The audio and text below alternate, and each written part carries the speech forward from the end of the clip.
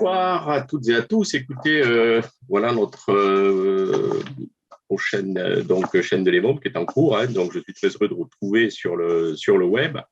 Et comme chaque fois, nous allons aborder des sujets de la spécialité.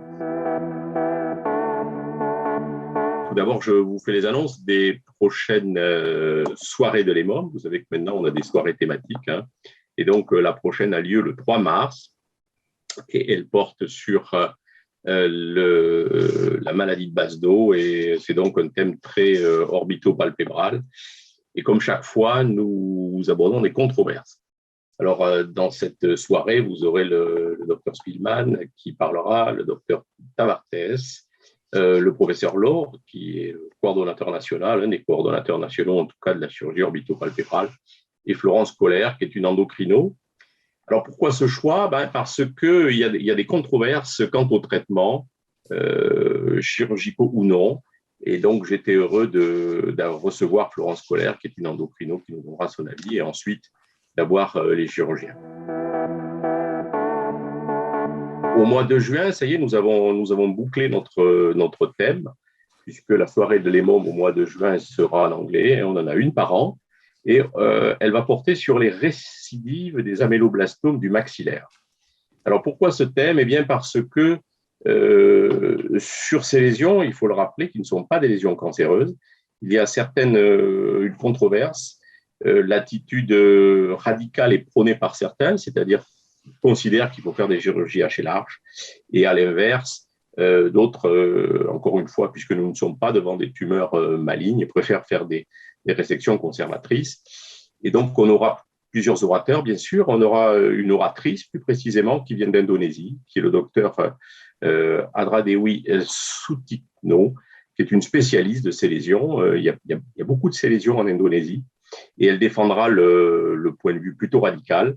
Blandine, qui est une ancienne de notre service, qui est à Paris, défendra un point de vue beaucoup plus conservateur, qui est aussi celui du docteur Marc Burke, qui est un anglais. Et Thomas Vogic nous parlera des reconstructions du maxillaire. Et je demanderai à Xavier Leroy, qui est notre anapathe, de venir nous faire une présentation des divers types d'améloblastomes, parce que bien sûr, les attitudes, je pense, doivent varier en fonction de la nature histologique de la lésion. Donc, toujours dans ces esprits, dans cet esprit des soirées de l'EMOM, ce sont chaque fois des controverses sur un sujet très précis. Donc, marquez bien tout cela. Le 3 mars, ce thème sur la chirurgie orbitopalpébrale, je vous en ai déjà parlé. Et en juin, la date n'est pas encore arrêtée, la session en anglais qui portera sur les controverses quant à l'attitude des améloblastomes récidivants du maxillaire. Alors, j'ai voulu inviter ce soir donc deux praticiens, le professeur Laurent Devoise et le docteur Jean-Louis Clouet. Laurent Devoise, c'est le président du Collège des chirurgiens oraux d'origine odontologique. Et on avait interviewé la dernière fois Patrick Blanchard sur l'évolution de cette discipline. Vous savez que l'EMOM soutient donc une évolution vers un double degré de l'axe stomato-chirurgie orale maxillofaciale. Et je voulais avoir un petit peu son point de vue sur ce sujet. Je le connais un peu, donc c'est une discussion qui est un petit peu biaisée. Mais quels étaient, selon lui, les facteurs qui avaient fait capoter un petit peu les propositions qui avaient été faites par les facultés de Clermont et puis de Nantes? Donc, Laurent, si tu veux donner un petit peu ton avis là-dessus, qu'est-ce qui avait d'abord amené la faculté de Clermont-Ferrand à proposer cette possibilité d'avoir une double formation pour les chirurgiens oraux et maxillofaciaux, et ce qui avait fait capoter, selon toi, cette proposition? Bonsoir Joël, bonsoir tout le monde. Premièrement, merci de l'invitation. Alors pour remettre un petit peu les choses dans leur contexte, pour les personnes qui ne sont pas forcément au courant des différents dossiers, un arrêté ministériel, un décret ministériel permettait de mettre en place des expérimentations locales pour des évolutions, pour des évolutions de DES, pour la mise en place de co-DES, pour la mise en place d'interactions vis-à-vis de différentes spécialités ou différents horizons. Et à Clermont-Ferrand et à Nantes, nous avions envie de mettre en place ce genre d'expérimentation pour évoluer vers un double diplôme et un double degré en chirurgie orale et chirurgie maxillofaciale. Alors, nous avions pendant plusieurs semaines travaillé sur ce dossier, mis en place un projet qui était relativement abouti et qui a été présenté aux différentes instances. Donc pour les nommer, nous avons dans un premier temps interrogé nos doyens respectifs pour savoir s'ils étaient partants pour ce genre d'expérimentation. Ils ont été, que ce soit en médecine ou que ce soit en odontologie, nous avons eu un retour très favorable. Nous avons interrogé nos ARS respectifs pour savoir s'il y avait possibilité de financement des années supplémentaires de DES, ce qui a été accepté par nos ARS respectifs. Nous avons également interrogé la conférence des doyens en odontologie qui a donné son accord pour mettre en place cette expérimentation. Nous avons également demandé au Conseil de l'Ordre, alors départementaux, nous n'avons pas eu le temps de demander au niveau national leur accord du fait de l'arrêt du projet, et j'y reviendrai tout à l'heure. Et également au niveau ministériel, nous avons eu l'impression que cette évolution était appréciée et à la fois et constructive. Et puis, du jour au lendemain, donc, il y a eu un arrêt complet de cette évolution. Et on a bien vu à ce moment-là qu'il y avait eu une levée de bouclier des universitaires de chirurgie maxillofaciale. Et à partir de ce moment-là, donc, nos différents doyens nous ont demandé de stopper cette expérimentation, ce que je trouve très dommageable. Eh bien, Laurent, merci de ces informations. Bon, tout le monde connaît la position de l'EMOM. Je rappelle que la chirurgie orale et maxillofaciale est une spécialité double degré dans beaucoup de pays du monde, dans énormément de pays du monde, et que je pense que c'est une évolution qui se fera de toute façon tôt ou tard. En tout cas, nous, on a une position très claire dans notre association. Donc, Laurent est membre et je crois que ce lien qu'il y a entre les pathologies de la cavité buccale, dont on voit qu'elles sont quand même assez partagées entre l'odonto et la médecine, et ensuite la chirurgie maxillofaciale, est difficilement rompre ce lien. Donc, on espère que tout ça reprendra un petit peu de discussion. C'est au moins, on voit les choses évoluer au fil des années. Enfin, c'est comme ça. Alors, moi, je voulais aussi avoir l'avis maintenant de Jean-Louis Clouet. Jean-Louis a été président du Conseil de l'Ordre de Loire-Atlantique. C'est un ami, on a un ami d'amis, puis c'est un ami très proche, donc je le connais bien.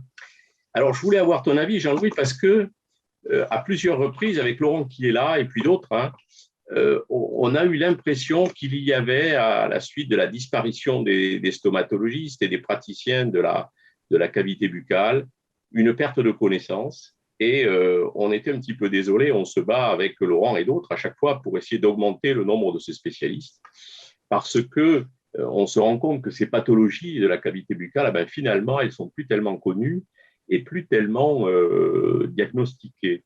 Alors moi, je voulais avoir l'avis d'un médecin généraliste, parce que vous, en tant que médecin généraliste, comment tu vois les choses? Est-ce que tu en vois beaucoup? Est-ce que tu les adresses aux spécialistes? Est-ce que d'après toi aussi, il y a un retard de diagnostic sur tout un tas de pathologies qui commencent parfois par des manifestations buccales? Oui, bonsoir Joël, bonsoir monsieur. Merci de m'avoir invité, j'ai beaucoup d'honneur. Un modeste ancien président du Conseil de l'Ordre, quand même. Alors effectivement, nous, de toute façon, la bouche, franchement, c'est la première chose qu'on regarde. Quasiment, je ne sais pas si à peu près 80% des consultations, on regarde la bouche, et notre outil principal, c'est une lampe et un abaisse-langue. Ouais. Alors, on regarde plus ou moins en détail selon dont les gens se plaignent, évidemment. Mais en plus, je suis associé avec des dentistes. J'ai peut-être un petit avantage. Il y a un biais, là. Il y a un petit biais. Donc, en tout cas, pour tout ce qui est ici, en banlieue nantaise, de pathologie, on a soit des ce qu'on appelait des stomatologues dans le temps, hein, qui sont à la clinique pas loin, soit des dentistes, soit aussi donc un gros cabinet alors c'est sans doute des surspécialités de dentistes. Il y a un gros cabinet qui n'est pas loin et qui s'occupe essentiellement de pathologies, on va dire, qui font de la chirurgie, hein, de chirurgie orale, mais qui sont de formation dentaire. Les stomato-médecins sont plutôt à la clinique. Voilà. Donc, nous, de toute façon, la pathologie, c'est essentiellement quand même la partie des dents. Bon, les affections cancéreuses, ce n'est pas si fréquent que ça, heureusement. Alors, c'est vrai que du coup, on va diriger éventuellement soit ORL, soit stomato, selon la possibilité rapide, on va dire, de prise en charge. Et c'est vrai que, on a peut-être plus rapidement des rendez-vous, nous, chez les ORL. Honnêtement, c'est comme ça que ça se passe. Et puis, alors, le grand domaine, alors là, c'est du coup très compliqué, c'est toute la pathologie de la langue. On va dire, depuis la candidose qui passe pas, les mutites, les glossodinies, tout ça. Alors là, c'est un peu la bouteille à l'encre. Les gens font un peu le tour, dermatologue, stomato, ORL. Et puis, pour finir, on ne sait pas toujours ce qu'il faut leur donner pour les soulager. Mais globalement, nous, on n'a pas de problème spécialement ici d'accès aux soins, ça c'est vrai. Hein. On a quand même ce gros avantage en banlieue nantaise. Et puis, on a éventuellement le CHU à côté, dont on n'a pas forcément un grand recours. C'est plutôt les dentistes qui auront recours du coup au CHU, puisque là, il y a quand même un gros pôle d'urgence et de prise en charge. Ouais.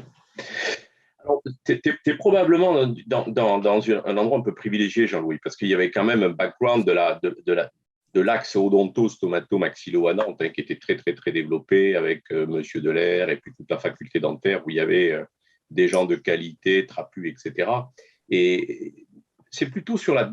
Bon, il est évident que la cancérologie, en général, elle est assez bien dépistée quand même. Mais tu vois, toutes les pathologies qui sont quand même très spécifiques, je pense par exemple au lichen planus, je pense à certaines pathologies infectieuses ou dissimmunologiques de la bouche. Est-ce que pour ces pathologies-là, c'est toujours aussi simple? Parce que vraiment, des gens qui connaissent bien ça, il y en a malheureusement, il me semble, de moins en moins. Alors encore une fois, à Nantes, c'est un peu particulier parce que c'est une zone privilégiée par l'histoire des disciplines, quoi. Pour tout ce qui va être, lithiase, lichen, ça va souvent plutôt vers le stomato qui va adresser au dermatologue. Souvent, ils ont l'habitude de travailler ensemble. Et puis maintenant, comme tu sais, Joël, sur nous, c'est aussi ce que tu disais, c'est-à-dire l'avantage d'avoir des grosses cliniques, des très grosses, qui regroupent quasiment toutes les spécialités, qui sont quasiment toutes des mini-hôpitaux. Ouais. Qui se différencient uniquement par le fait qu'il y a des accouchements ou pas d'accouchements. Mais pour le reste, il y a toutes les spécialités sont balayées dans les très grosses structures. Dans les trois grosses structures, dire privées et libérales de Nantes, quoi. Ouais. Alors après, pour tout ce qui va être la pathologie endo-buccale, ça, on adresse au stomato et puis après, c'est lui qui va diriger. Ouais. Et, tu vois, pour reprendre la discussion qu'on avait au Laurent, parce que les mots nous s'est monté devant des chirurgiens maxillofaciaux qui ne venaient plus, c'est pas péjoratif dans ma bouche, moi je suis chirurgien maxillofacial bien sûr, qui n'étaient plus que chirurgicaux, avec une forte orientation chirurgie plastique, de ces choses-là, et on voyait disparaître finalement l'intérêt qu'il y avait pour ces pathologies qui sont parfois pas si évidentes que ça à diagnostiquer, à traiter. Je pense encore une fois au suivi des lichens planus, aux pathologies dysimmunitaires, aux maladies de Crohn qui peuvent débuter par des pathologies buccales. Et c'est pour ça que la stomato avait une connaissance, si tu veux, les anciens stomatos avaient une connaissance de l'odontologie, c'est-à-dire que par définition, un stomatologue, c'est un médecin qui a appris de l'odontologie. Et devant cette disparition de la connaissance de l'odontologie, on pense, nous, très sincèrement qu'il faut évoluer cette pathologie orale et maxillofaciale vers un double degré, pour revenir là-dessus, parce que je pense que si tu veux tétrer ça, que tu ne connais pas les dents, mais des fois, tu as des surprises, hein, parce que c'est une pathologie d'origine dentaire. Et puis, à l'inverse, si tu ne connais pas la médecine, eh ben, c'est un petit peu compliqué de comprendre un lichen planté. Alors, on va vers aussi quelques internistes qui s'intéressent oui, bien sûr. à ces pathologies. Je pense, la maladie de B7, on n'a pas beaucoup. Moi, j'en ai 2, je crois. Ouais. Alors, bon, c'est pas ce qu'il y a de plus fréquent, évidemment.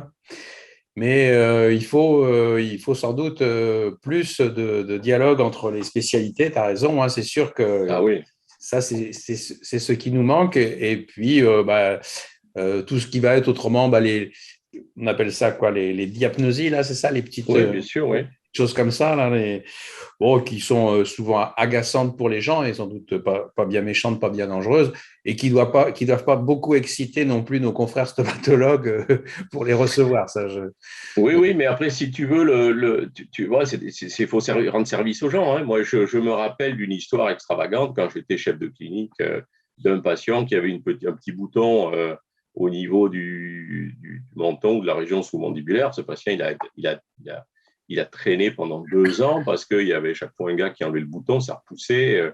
Il y avait des diagnostics absolument extravagants avec des maladies immunitaires à cellules géantes, en fait, des trucs fous. En fait, c'était une fistule d'origine dentaire, quoi. Donc, il y a un panoramique, on a traité là-dedans, c'était fini. Et ça a traîné pendant 2 ans. Et c'est pour ça que cette connaissance des deux me semble vraiment, vraiment indispensable, quoi. Et c'est un peu ce qui fait que nous, on pense qu'il faut évoluer vers un système à l'anglo-saxonne. Hein. Je rappelle, après, les gens qui suivent la chaîne de l'EMOM, ils vont dire Ferry, il radote, il est fou. Mais non, l'Angleterre est double degré, la Belgique est double degré, l'Allemagne est double degré, la Suisse est double degré, l'Autriche est double degré, la Grèce est passée double degré, l'Australie est double degré, le Canada est double degré. Bon, voilà, on va pas continuer comme ça à énumérer les pays parce que ça devient ridicule, quoi. Donc, tu vois, ça nous pose, nous, certains problèmes parce qu'on voit des chirurgiens maxillofaciaux de très haut niveau qui font des reconstructions dans des centres hospitaliers de très haut niveau. Hein. C'est pas du tout, je ne méprise pas du tout cette activité, on fait ça dans mon service. Mais si on leur demande leur avis sur effectivement une diapnosie ou une érosion buccale, non, ça, je ne sais plus trop. Et ça part effectivement vers d'autres spécialités qui parfois la connaissent bien, mais parfois moins bien. Ou qui n'ont pas la capacité de faire le diagnostic différentiel avec une pathologie dentaire, quoi. C'est ça qui nous désolait un petit peu. Mais c'est vrai qu'à Nantes, il faut reconnaître que tu es dans un environnement très favorable de par l'histoire, de par le où effectivement il y a beaucoup de dentistes et puis c'est un gros cabinet. Donc et puis bon, on a l'avantage d'avoir on a encore conservé, on va dire, un petit peu un endroit où les gens se parlent. Donc, oui, c'est ça. Donc, ils n'hésitent pas à se téléphoner, à se dire bon, là, quand même, il faut faire quelque chose parce que je suis très ennuyé. J'ai déjà vu 2 ou 3 confrères, j'ai aucune réponse. Il faut bien que quelqu'un se débrouille. Oui. Et donc, on a quand même souvent, du coup, on arrive à avoir le nom d'une personne qui est souvent un petit peu plus, on va dire, le relais, la personne référente qui connaît des pathologies un petit peu plus attirées dans les coins ou qui au moins aura une solution à proposer. Bah oui. Bien, merci beaucoup, Jean-Louis, de cet avis. Et c'est pareil à Clermont, c'est aussi facile à Clermont. Clermont, c'est peut-être un peu plus difficile parce que l'Auvergne-Rhône-Alpes, c'est très étendu. Hein. Oui, c'est très étendu et c'est vrai que je rejoins ce qui a été dit. Bon, à Clermont-Ferrand, on va dire qu'il n'y a pas trop de soucis, on a un accès aux soins qui est relativement simple. Après, quand on s'éloigne de Clermont-Ferrand et quand on va vers des zones un petit peu sous-dotées, on a des difficultés d'accès aux soins et on a des retards de diagnostic qui sont vraiment très importants. Et ça, on le voit quasiment tous les jours, des gens qui nous sont adressés de vraiment très très loin. Hein. On va dire que sur Clermont-Ferrand, on draine jusqu'à Bourges. Ah oui, ça va loin. À l'ouest, c'est jusqu'à grosso modo Limoges. Bon, à l'est, c'est plutôt Lyon qui draine le maximum.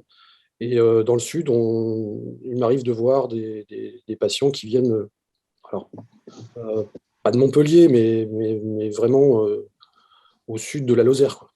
Ah ouais. Bon, écoutez, voilà, on espère donc que ces pathologies seront mieux peut-être prises en charge, encore une fois, dans les grandes villes, hein, vous l'avez dit tous les deux, et à Nantes, c'est probablement privilégié. Mais c'est vrai que lorsqu'on sort de ces grandes métropoles, les choses sont un petit peu compliquées. Hein. Moi, je vois sur la Normandie, par exemple, c'est un petit peu difficile. Je sais il est prévu de mettre en place 2 facultés dentaires, ou en tout cas des antennes, une sur Amiens, l'autre sur la Normandie. Je crois que c'est une bonne chose, d'une part pour les soins dentaires, bien sûr, mais également pour notre spécialité, la chirurgie orale et pour moi, la chirurgie maxillofaciale. Voilà ce que je voulais vous dire ce soir. Merci à tous les deux d'avoir participé. Un petit point pour les congrès à venir, je me permets de vous les signaler. L'AEMC, c'est une association que nous avons montée sur les malformations de l'extrémité céphalique, qui se réunit une fois par an. Le prochain congrès aura lieu donc le 26 mars à Nantes sous l'égide de Pierre Corre. Et vraiment, j'invite les gens qui suivent cette chaîne à y aller parce que le programme est excessivement intéressant. Ça porte sur les malformations. L'AEMC parle que des malformations, mais nous aborderons plein de thèmes, dont en particulier les anomalies du premier arc, enfin des choses qui sont très intéressantes. Et Pierre Corre et Jean-Michel Salagnac ont prévu un beau congrès, donc je vous invite à le diffuser, à le passer aux chirurgiens oraux, aux stomatos, aux maxillos qui sont autour de vous. Un autre congrès que je voulais rappeler, c'est celui de l'Institut Jean Delair. Vous savez que Pierre Corre et puis Benoît Philippe, moi-même, Jean-Michel Salagnac avons soutenu la création de cet institut en mémoire du professeur Delair, qui bien sûr n'est pas décédé, mais qui nous a un petit peu transmis un flambeau pour que l'on puisse reprendre ses idées, faire des réunions. Eh bien, le congrès Jean Delair aura lieu les 9 et 10 juin 2023 à Nantes et le thème portera sur les malformations. Alors, il se trouve que ce congrès va être en interférence avec celui du congrès de Vancouver, qui est le congrès mondial de la spécialité, où là, vraiment, l'esprit odonto-stomato-maxillofacial est très conservé. Moi, je ferai une présentation au congrès Jean Delair. Je m'y suis engagé, en particulier sur les prothèses de l'articulation temporomandibulaire. Mais je vous invite à vraiment venir à ce congrès. Le congrès précédent qui a eu lieu à Paris a eu un franc succès. Et je suis sûr qu'avec le travail de Pierre Corre, de Benoît Philippe et de tous les gens de l'Institut Jean Delair, il y aura un très, très beau congrès en 2023. Je voulais aussi que Laurent nous dise un petit mot sur les journées de printemps de la Société de chirurgie orale, la Société française. Ça se déroule où, avec Aix-les-Bains, non, c'est pas là? Oui, tout à fait. Donc, il s'agit du 69e congrès de la Société française de chirurgie orale qui aura lieu donc les 9, 10 et 11 juin sur les berges du lac du Bourget. Et le thème principal de ce congrès sera le tissu osseux en chirurgie orale. Eh ben, c'est bien. Donc, les membres, bien sûr, soutiennent ce congrès. Nous, on fera une communication. On nous a sollicité. Comment il s'appelle de Montpellier, Jacques-Henri Torres. Monsieur Torres nous a sollicité. On fera une présentation sur les atrophies du maxillaire.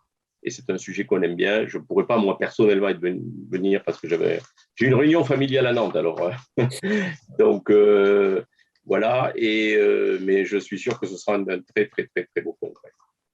Voilà. Donc, écoutez, je vous remercie encore à tous d'avoir participé. Et puis, voilà, j'espère que notre association avancera bien, que ça diffusera bien, et puis diffuser donc ces manifestations scientifiques que soutient les membres.